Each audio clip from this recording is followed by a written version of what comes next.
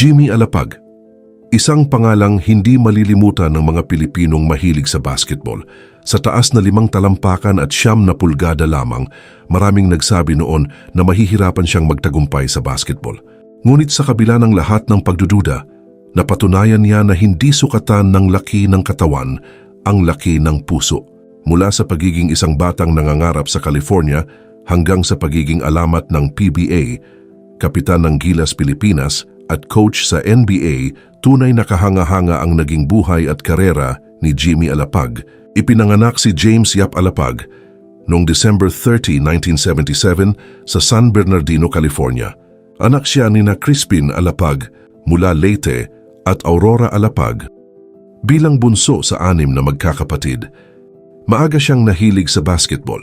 Madalas siyang makipaglaro sa kanyang mga kuya at dahil siya ang pinakamaliit sa kanilang pamilya, natuto siyang maging mabilis, matapang at determinado. Nag-aral siya sa Upland High School bago magpatuloy sa California State University, San Bernardino o CSUSB. Doon niya ipinakita ang kanyang husay bilang point guard at naging isa sa pinakamahusay na manlalaro sa kasaysayan ng kanilang paaralan. Tulad ng maraming batang player sa Amerika, pangarap din ni Jimmy na makarating sa NBA. Sumali siya sa iba't ibang summer leagues at pro-am tournaments upang habulin ang pangarap na iyon. Ngunit dahil sa kanyang tangkad at sa matinding kompetisyon sa Amerika, hindi siya nabigyan ng pagkakataong makapasok sa NBA bilang player.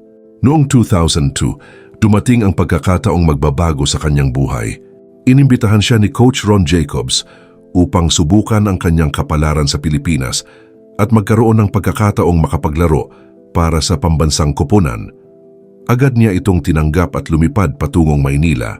Pero bago po ang lahat, baka pwedeng palike muna ang video na ito. Isang simpleng click lang, pero malaking tulong yan sa aming mga content creators para makagawa pa ng mga kwentong gaya nito. Maraming salamat po. Hindi naging madali ang kanyang pagsisimula sa bansa. Nagkaroon siya ng problema sa dokumentasyon at citizenship papers at nakaranas din ng injury sa kamay. Ngunit sa halip na bumalik sa Amerika, pinili niyang manatili at patunayan ang kanyang kakayahan. Bago tuluyang makapasok sa PBA, naglaro muna siya para sa Happy Toothpaste sa PBL. Dito niya ipinakita ang kanyang talento at mabilis na nakakuha ng respeto mula sa mga coach, manlalaro at tagahanga. Pagsapit ng 2003 PBA draft, hindi siya kabilang sa mga pinakasikat na prospects. Maraming koponan ang nagduda kung kakayanin ba ng isang 5'9" guard ang pisikal na laro sa profesional na antas.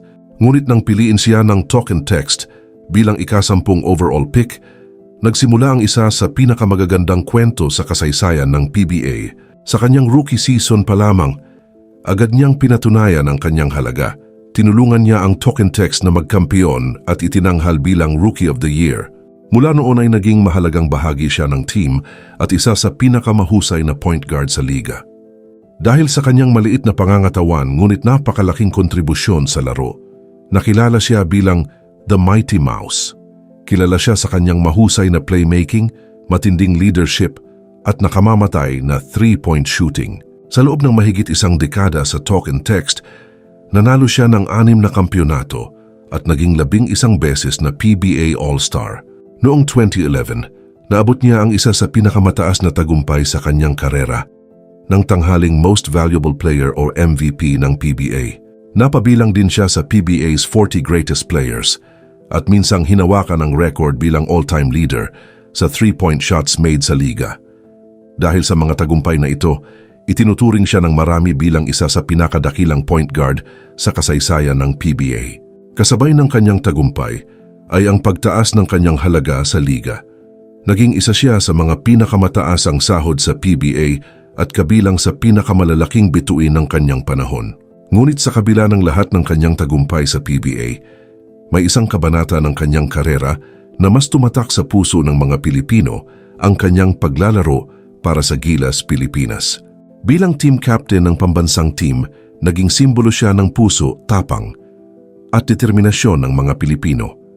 Dahil sa kanyang kakayahang maghatid ng malalaking tira sa pinakamahahalagang sandali, nakilala siya bilang Captain Clutch.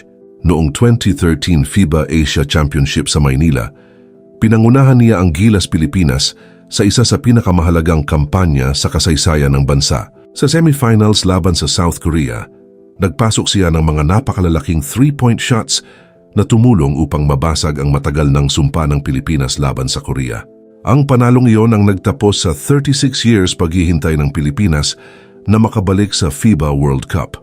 Para sa maraming Pilipino, isa iyon sa pinakamahalagang gabi sa kasaysayan ng Philippine basketball.